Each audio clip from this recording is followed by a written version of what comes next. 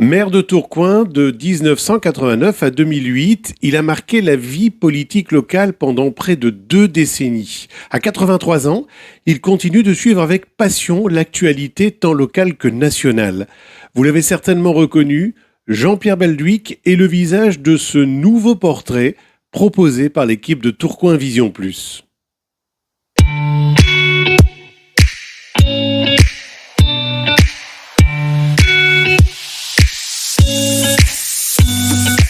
Jean-Pierre Belduic, bonjour. Bonjour, oui. Est-ce que vous pouvez nous parler de votre enfance, de votre jeunesse? Vous êtes né à Tourcoing. Oui, je suis né à Tourcoing, rue de Rotterdam, dans la conciergerie d'une usine qui s'appelait Mazurel, où mes parents étaient concierges. Donc je suis né là, j'ai passé mon enfance là, jusqu'au service militaire. Et très vite, vous êtes pris d'une ambition pour le militantisme, d'abord syndicaliste et ensuite politique. D'abord la JOC, puisque j'ai été invité à une réunion au JOC, donc dans le quartier des Francs, à Mouveau, puisque c'est la limite entre Mouveau et Tourcoing. Ma mère m'avait dit, vas-y, t'as besoin de sortir un peu, t'es un peu isolé, donc elle savait pas que ça allait me sortir beaucoup. Donc c'est la JOC qui a d'abord été, par sa pédagogie, d'analyser, de juger et de toujours agir. La JOC avait ce principe de ne jamais laisser une situation sans action. Ça pouvait être une pétition. Nous avions un camarade qui ne pouvait pas diffuser le journal de la JOC dans son entreprise parce que le contremaître l'empêchait. Et on avait repéré le domicile du contremaître par rapport à l'usine et on allait coller des affiches sur la route pour l'embêter, l'énerver, le provoquer en disant « Vous voyez, la JOC, ça existe. Vous l'interdisez dans l'usine, mais pas sur votre route. » C'est ce qui a forgé votre militantisme. Tout à fait, oui. Puisque j'ai commencé à travailler à 15 ans après. Donc, à cette époque-là, on entrait au travail très tôt, quand on n'était pas un élève trop brillant. Et c'était mon cas. Et en fait, c'était un avenir tracé. On trouvait du travail à Roubaix, on revenait vers Tourcoing. C'était la période du plein emploi, où on pouvait commencer à travailler à 15 ans, et puis au fil du temps, gravir les échelons, et terminé dans l'entreprise comme responsable d'un service. Il y avait dans les entreprises une promotion possible. Et c'est ce milieu professionnel qui vous a amené à militer en tant que syndicaliste? Oui, parce que, en fait, la JOC m'avait demandé d'être responsable au plan national. Donc, au plan national de la JOC, le siège était à Paris, et il nous confiait toujours un secteur qui n'était pas celui de votre origine, de façon à avoir une compétence locale, mais aussi une compétence nationale. Alors, du militantisme syndicaliste au militantisme politique? Quand je reviens là, c'était des contrats de 3 ans. J'étais fiancé au début de ce contrat, donc je me marie et je retrouve du travail chez Paul et Jean Tiberghien, à Tourcoing. Alors qu'auparavant, je travaillais dans le négoce de laine, boulevard Gambetta, au 82, là où il y a l'atelier lyrique et la compagnie Choteau. Le premier parti politique auquel vous avez adhéré, quel est-il et pourquoi ce choix? Le choix, il est arrivé tout simplement parce que mai 68, nous organisons donc le piquet de grève avec la volonté de la CFDT de dire il n'y a pas de violence. Celui qui veut travailler, c'est la liberté du travail. Celui qui veut pas, il reste dehors. Et nous menons nos négociations avec Jean Tiberghien. Jean Tiberghien nous répondait à chaque fois « Tout ce que vous demandez dépend de la loi. Moi, si je fais 1 heure d'information syndicale, si je vous donne 1 semaine de congé supplémentaire, si mes concurrents le font pas, notre tissu sera plus cher. Si c'est la loi, tout le monde le fait. » En sortant de là, de mai 68, avec mon épouse, on se dit « Faut faire de la politique. » Puisque le syndicalisme, c'est un aspect de la lutte, de la promotion ouvrière. Si on veut changer les choses, il faut s'engager en politique. Le MRP, le Centre démocrate, avaient déjà des difficultés. Ces militants étaient parfois plus à gauche que les dirigeants. Enfin, c'était pas une dynamique pour nous et on connaissait pas. Par contre, il y avait le PSU, avec Michel Rocard. Michel Rocard, c'est quand même un militant protestant. Il a été responsable d'une troupe scout protestante jusqu'à l'âge de 25 ans. Donc les protestants, dans cette démarche-là, étaient proches de nous, jocistes et CFDT. Donc Pour nous, le parti politique qui correspondait à notre idéal, c'était le PSU. Un jour, on est allé à une réunion parce que nous étions disponibles et puis l'engrenage était pris. Le PSU à Tourcoing, c'était quand même une sacrée dynamique. Nous étions au plus haut à 82-84 adhérents. Il arrivait qu'on fasse des collages d'affiches ou des distributions de tracts avec 72 personnes. Donc, les partis politiques aujourd'hui, ils peuvent comparer. Sur Tourcoing, le rapprochement entre nous, notre culture et le Parti socialiste était facilité par Guy Châtillier. Guy Châtillier était un leader MRP. Il avait fait notre parcours avec 4 ou 5 ans de plus. Et travailler avec Guy Châtillier était pour nous, militants politiques récents, disons, plus facile qu'ailleurs. Il ne faut pas oublier non plus que les socialistes à l'époque, ils étaient implantés dans chaque quartier de Tourcoing.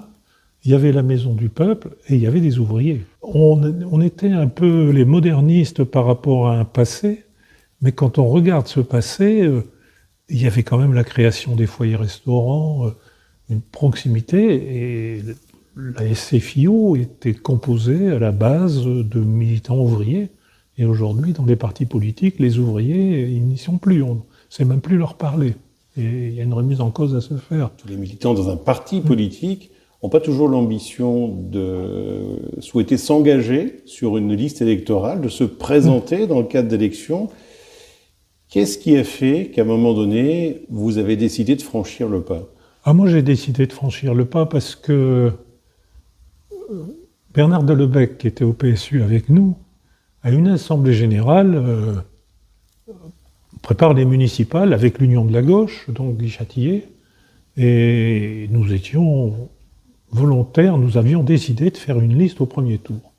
Bernard Delebecq dit « Nous ne sommes pas comme les autres, nous allons nous présenter par ordre alphabétique. » Président de séance, Louis Vulmet, fait appel à, il n'y avait pas de militant PSU commençant par A, B.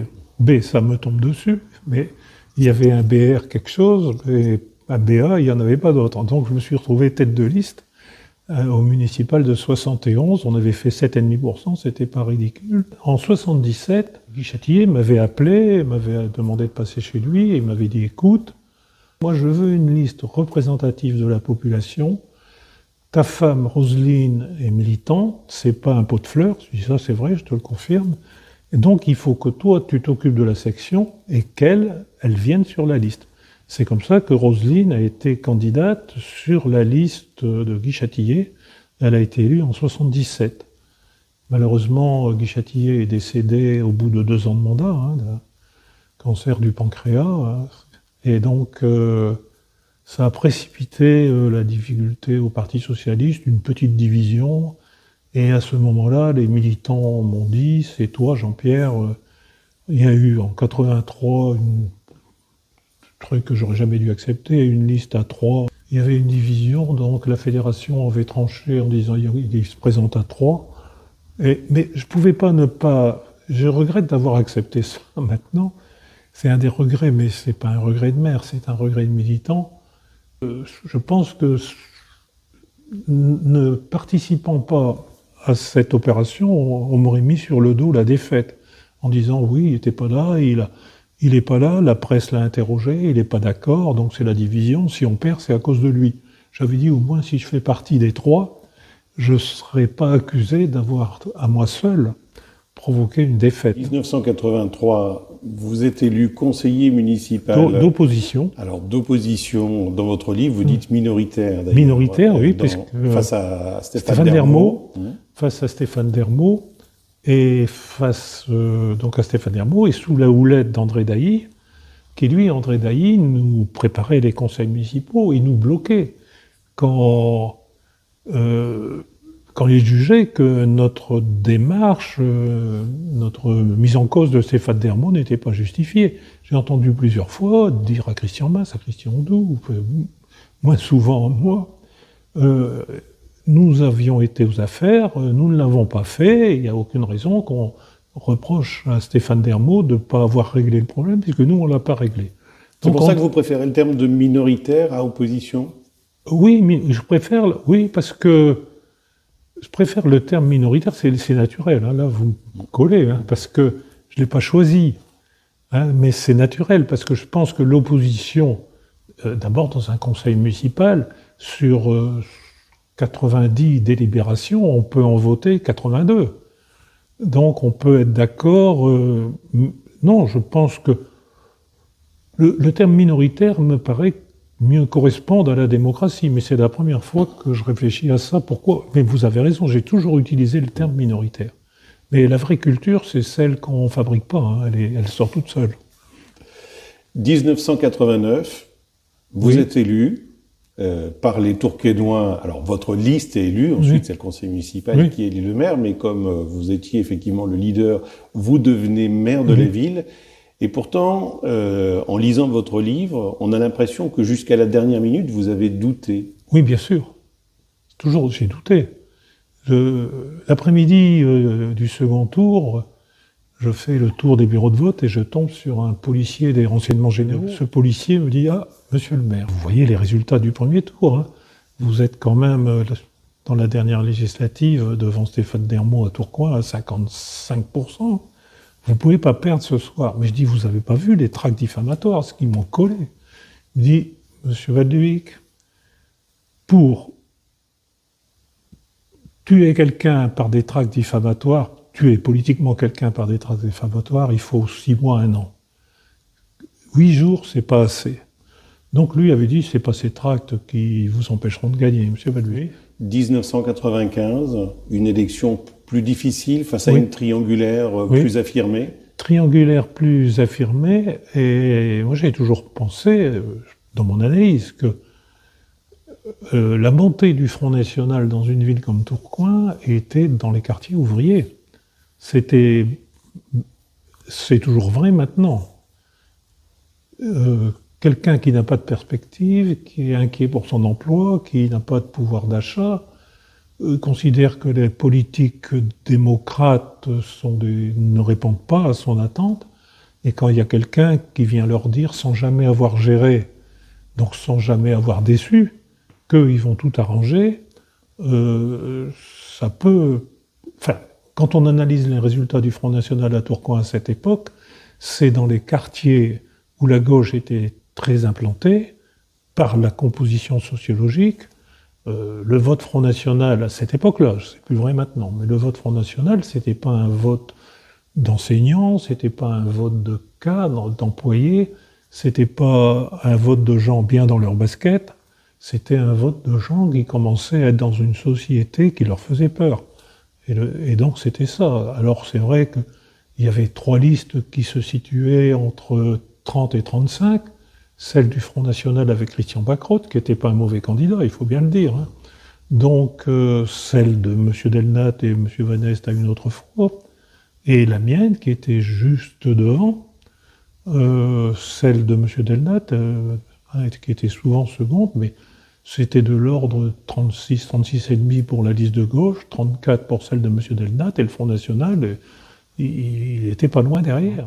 J'avais compris par instinct la population de Tourcoing, et donc je me disais, et je l'avais dit à Michel Rocard, si je veux garder Tourcoing à gauche, ce qui est mon ambition, c'est ma priorité, je dois être très présent dans cette ville, recevoir les gens, faire des assemblées générales, aller au concert de Sainte-Cécile, aller voir des matchs de volley-ball, de basket ou de water-polo. Donc moi j'avais dit, je veux rester maire, c'est le mandat que j'aime, c'est le mandat qui m'aidera le plus. Après, si je ne les rate pas, et donc j'abandonne tout au plan national. Hein. J'ai connu des gens qui ont été ministres et qui ont perdu leur mairie lamentablement les jours d'après par un manque de présence sur le terrain. Quand on occupe des responsabilités au plan national, on les assume. 1995, je vais rester sur cette date-là, vous utilisiez le terme de populaire ou de gens en difficulté. Ça vous a amené à vous interroger ou à vous remettre en question en tant que maire sur le bilan de votre premier mandat ? Oui, mais... oui, parce qu'en fait... mais avec une certaine confiance, quoi. C'est vrai que la fin du premier mandat, nous sentions que l'élection elle était difficile par la montée du Front National et puis la droite qui était quand même... avec cette alternance. Donc en 95, nous avions une inquiétude, mais une confiance, parce que l'Union de la gauche avait bien fonctionné. Moi, je rends hommage aux écologistes de l'époque, au Parti communiste, Dominique de Clercq, puisque j'ai géré mes mandats sans aucune difficulté avec l'Union de la gauche, avec des élus très présents et des fonctionnaires qui faisaient leur travail. Vous avez été maire durant 3 mandats, oui. 19 années, à la tête de la ville de Tourcoing. Quelle est la réalisation dont vous êtes le plus fier sur ces 19 années ? Je pense que ça reste quand même l'hospice d'Avray. Le capitaine des pompiers me dit, là, dans le bâtiment qui va peut-être très prochainement être réhabilité, qui s'appelait Les Incurables. C'est quand même impensable qu'en 1989, quand je suis élu maire, le bâtiment où tous les anciens de la ville, qui n'ont pas les moyens d'aller ailleurs, sont à l'hospice, et qu'on appelle ce lieu Les Incurables. Le capitaine des pompiers me dit, il y a un incendie là, monsieur le maire, les escaliers sont remplis de poussière ou de graisse, le temps qu'on arrive, et il venait de s'installer au boulevard périphérique, le temps qu'on arrive, on n'y rentre plus, il y aura des morts. Si c'est dans 3 mois, vous ne serez pas embêté, si c'est dans 1 an, la justice vous demandera des comptes, il est temps de vous en occuper. Et donc, il fallait qu'on règle le problème. Ensuite, on a profité de l'île 2004 pour mettre l'hospice d'Avray comme lieu retenu par les crédits de l'État et de la communauté urbaine. Et j'ai eu la récompense en rentrant de vacances, en recevant une lettre très dure d'une Tourquenoise. Quand on avait inauguré l'hospice d'Avray dans le cadre de l'île 2004, cette Tourquenoise m'écrit en disant « Monsieur le maire, quand on a réalisé un bâtiment aussi beau, qu'on l'a remis à la disposition de la population, et que c'est fermé au mois d'août, c'est une honte. Mon beau-frère est venu, je voulais lui montrer l'hospice d'Avray à Tourcoing, à Ferté, et c'est fermé au mois d'août. C'est une honte pour vous, vous avez fait ça, il fallait le montrer. » Quand vous êtes maire, vous pouvez aller, maire de Tourcoing, vous pouvez aller au Blanceau et aller jusque la Bourgogne en disant là, on avait un projet, on a échoué, là on a commencé, là on a réussi. C'est le mandat de maire est celui où vous pouvez, tant que vous gardez votre bonne mémoire, voir quel impact vous avez marqué dans une ville. Et puis moi, j'ai le record de la durée. Puisque le seul qui a fait plus que moi, c'est Gustave Dron, qui a fait 24 ans, mais il a été battu entre deux. Il a été battu, donc pendant 4 ans, il n'a plus été maire. Donc en continu, j'ai un record qui n'est pas là d'être battu.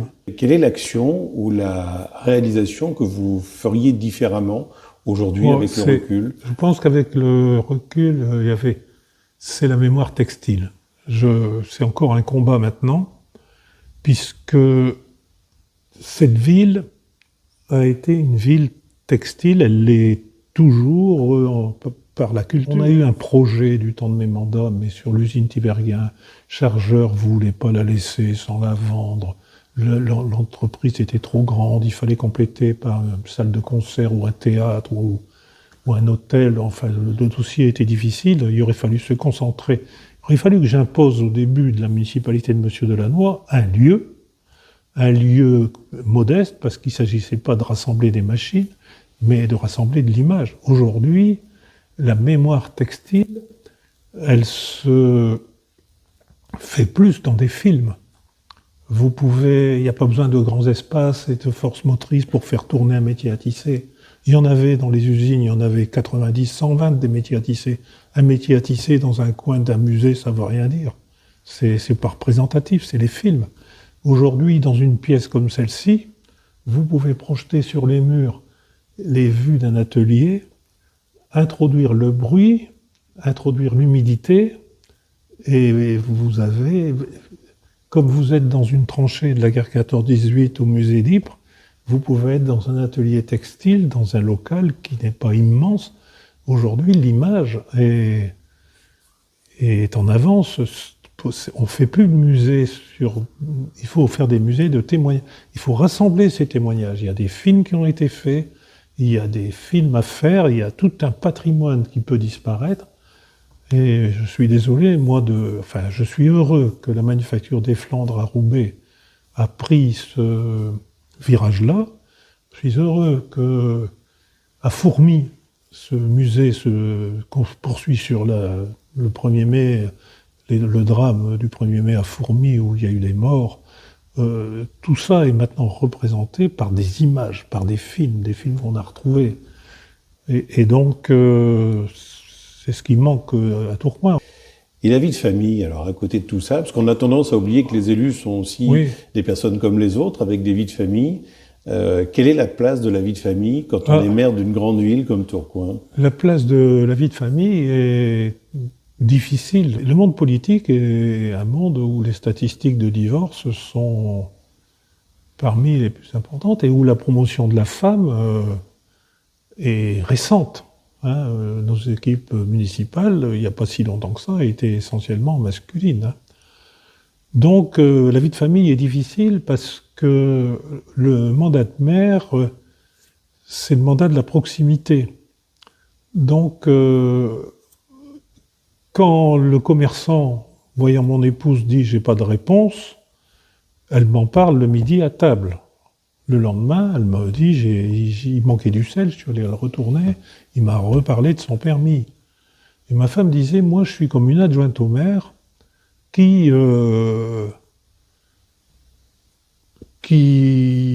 adjointe au maire sans pouvoir, sans secrétariat, sans même l'écoute du maire, parce que quand je te parle de la mairie que tu es en train de manger, t'en as marre et puis t'es pas disponible. » Donc c'est difficile, parce que ça va même très très loin, parce que elle adorait faire du soutien scolaire, elle tenait la bibliothèque de l'école Paul Claudel primaire, elle a arrêté parce que les gens qui accompagnaient leurs enfants pour prendre des livres, ils se servaient d'elle pour dire voilà madame, j'ai écrit à votre mari pour un point, j'ai pas de réponse. Alors quand les gens disaient que j'ai pas de réponse et que je regardais, ils avaient une réponse d'attente. Pour eux, avoir une réponse, c'est être embauché. Par contre, il y a des moments d'émotion. Il y a une femme qui se présente chez moi à 15h d'après-midi, qui dit à ma femme, monsieur le maire n'est pas là. Elle dit, ben non, à cette heure-là, en général, il est déjà pas là le soir. Si vous, à 15h, il est en mairie. Elle dit, ben écoutez, si je peux rentrer dans votre couloir, je vais vous montrer mon cou, mon dos. Parce que je suis battu par mon mari, je veux que vous voyez, il vient de le faire. Et vous allez, moi je peux pas aller dans le bureau du maire et montrer mon dos et mon cou. Donc à vous, je peux. Et donc, ma femme me dit, tu sais, les coups qu'elle avait montrés, je suis pas spécialiste, mais ils étaient pas vus. Et je peux te dire que son dos, il était à plaie vive. Donc, c'est quelquefois, le conjoint, il est un plus, quoi. Mais c'est pas évident de trouver l'équilibre, parce que le soir où vous dites, j'ai rien, j'ai pas de réunion, on va regarder la télé tranquille, et puis c'est là où les pompiers vous appellent en disant, rue Tunis, il y a un feu.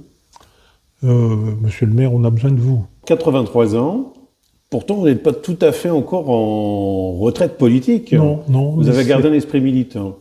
Oui, j'ai gardé l'esprit militant parce que je pense que la politique et le désarroi du politique aujourd'hui et la mauvaise image du politique est dramatique parce que ça nous conduit tout droit à une privation de liberté.